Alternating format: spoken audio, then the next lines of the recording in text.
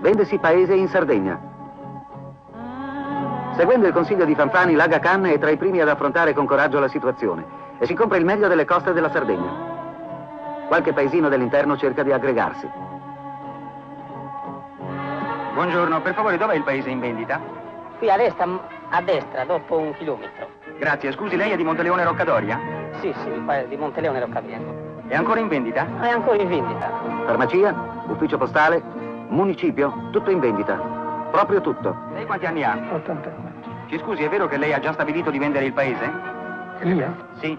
Paese non è mio, sì. Scusi, lei è il sindaco di Monteleone Roccadoria? Sì, sono il sindaco. Ci vuol dire che prezzo ha stabilito per la vendita? Un prezzo di 4 miliardi. Grazie. Abbiamo stabilito per 3 miliardi. 2 miliardi. Ah, non 3?